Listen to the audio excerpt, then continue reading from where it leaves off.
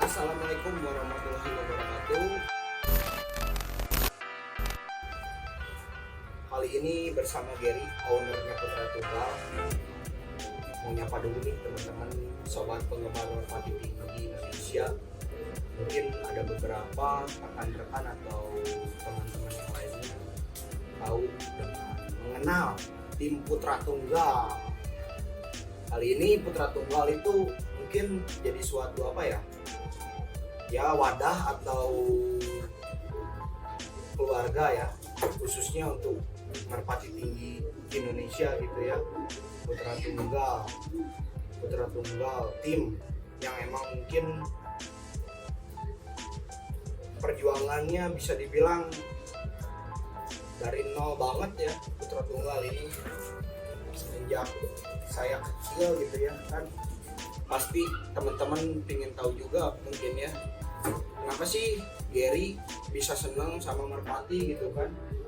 Awal mulanya sih papa seneng main merpati dulu, merpati dasar atau bisa dibilang balap, merpati balap gitu. Terus saya kesini-sini juga ya mengikuti karena mungkin orang tua emang hobi juga main merpati, kayaknya menarik nih merpati gitu kan.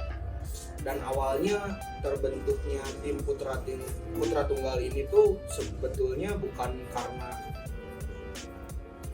sengaja dibikin tim namanya Putra Tunggal, mungkin lebih mengarah ke saya ya, karena orang tua anaknya sematawayang saya gitu, satu-satunya anak satu-satunya laki-laki. Jadilah terbentuk tim Putra Tunggal Bandung. Awal mulanya berkecimpungan di merpati tinggi ini, khususnya di PMT ya, penggemar merpati tinggi Indonesia, itu kira-kira terbentuknya Putra Tunggal itu 2012-2013 ya.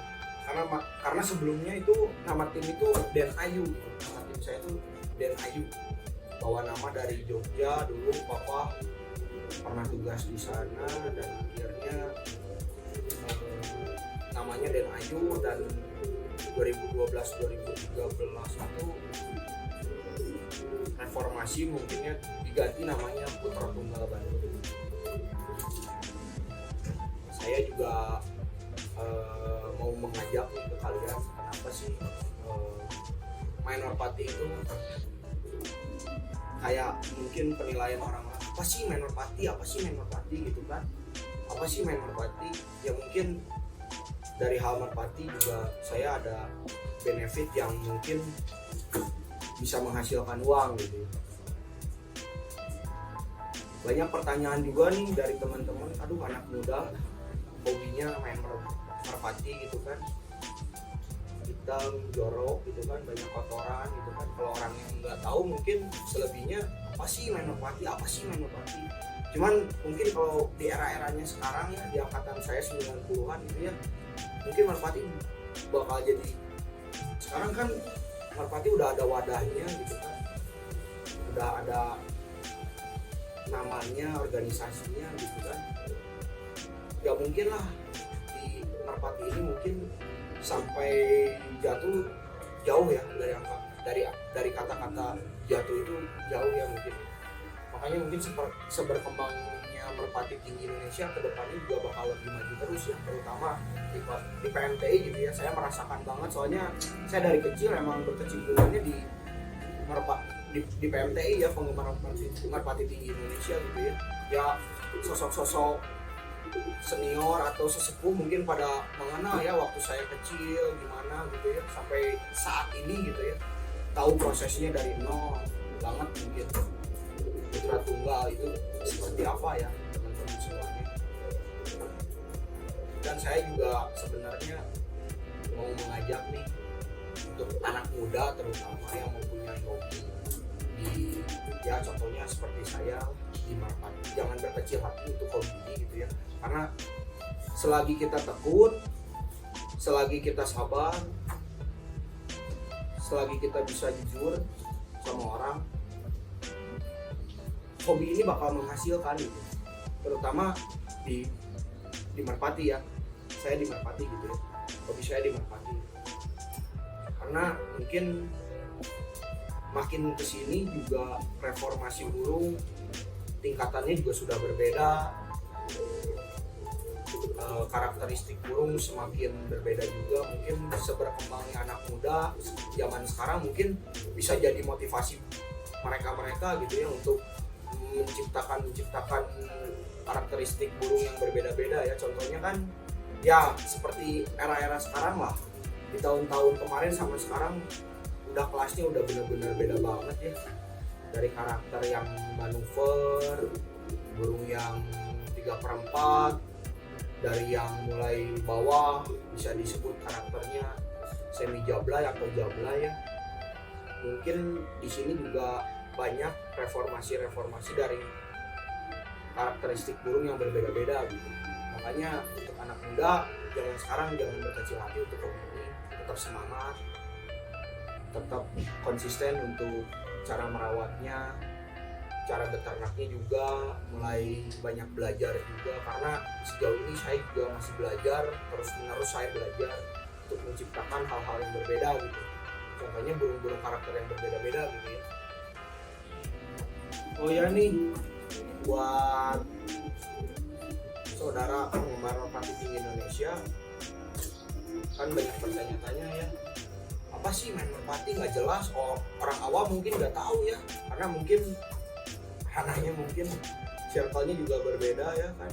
Apa sih main merpati ini nggak jelas gitu kan, kayak seneng-seneng aja terus buang waktu juga kan, dilatih burung kelapak gitu ya, di kelapangan gitu kan.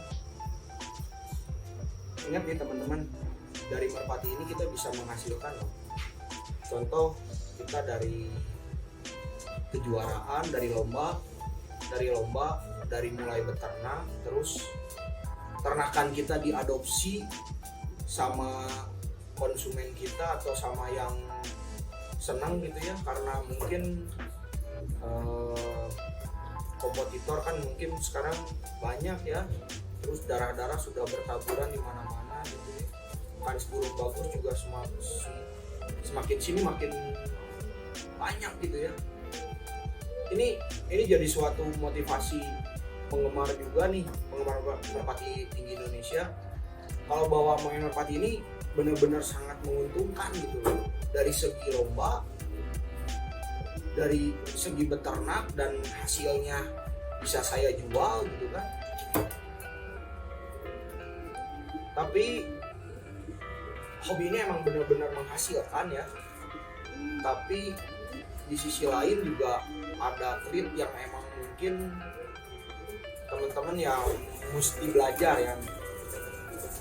Contoh punya merpati, dikasih makan doang mungkin gampang ya, ada waktunya kasih makan jagung gitu kan, terus ngasih obat, mungkin obat-obatan sudah tersedia ya, di mana-mana sudah ada lah ya.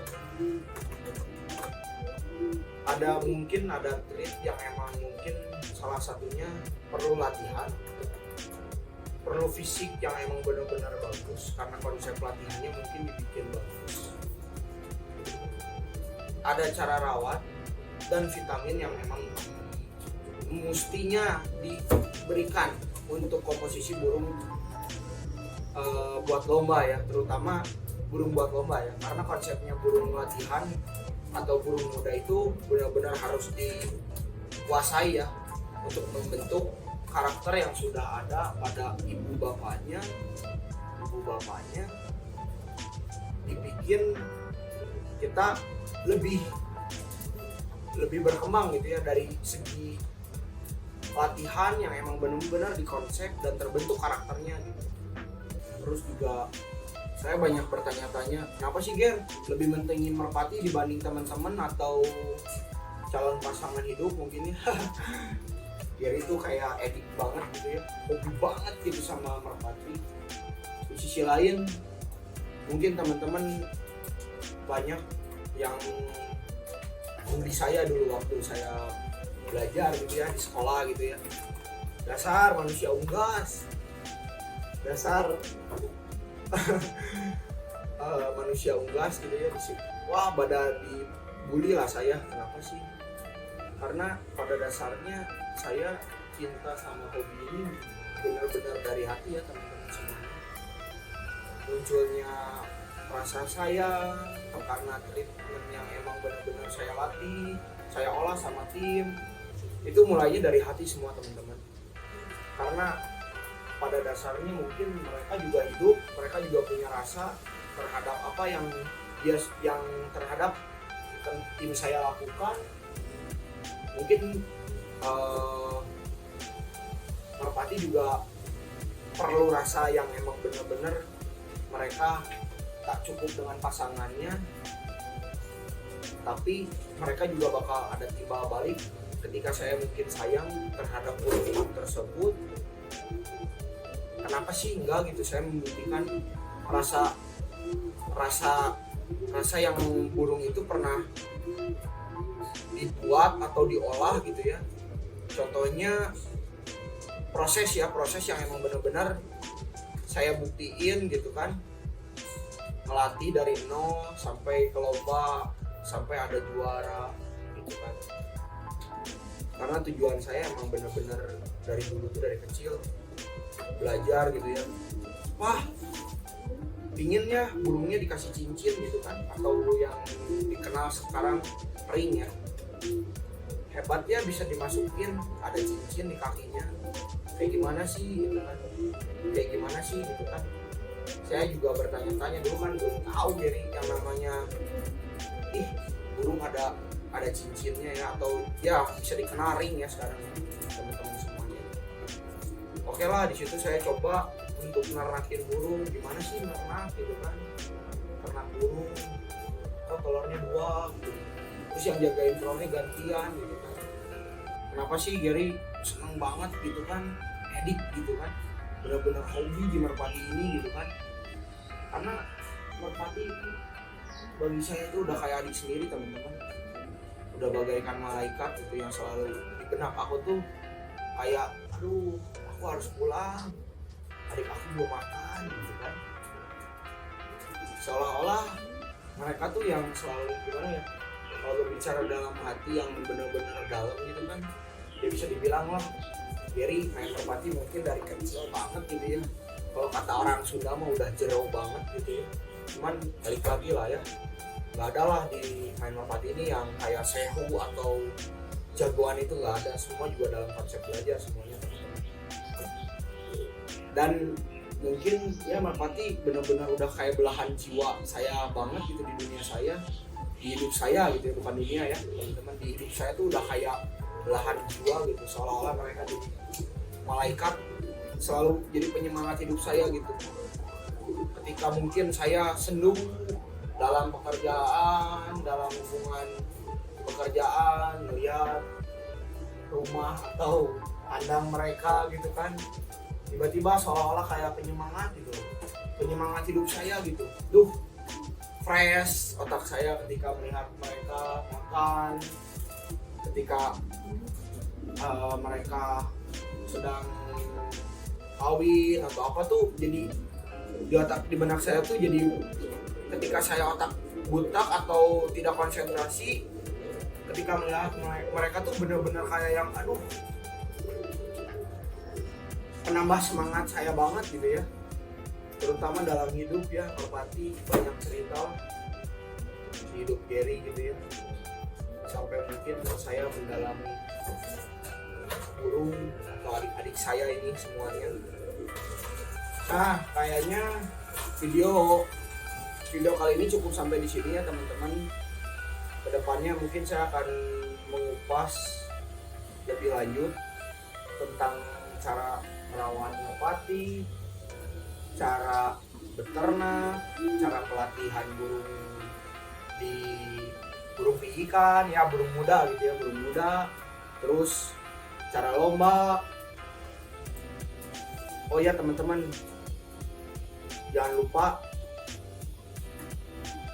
biar teman-teman gak ketinggalan video ini atau penasaran terus nih sama konten-kontennya channel Putra Tunggal Bird Farm, boleh di subscribe teman-teman, dan jangan lupa di like dan komen, karena mungkin komen kalian juga ada masukan, bang misalnya kurang ini nih, mungkin saya juga kedepannya jadi termotivasi untuk belajar bikin konten, atau bang coba kesini nih bang, coba penasaran nih sama yang ada di Putra Tunggal apa gitu kan, boleh teman-teman ya, kirim masukannya terus di lewat komen saya di, tentunya di channel Putra Tunggal Berfarm Bandung. Jangan lupa ya teman-teman semuanya di subscribe biar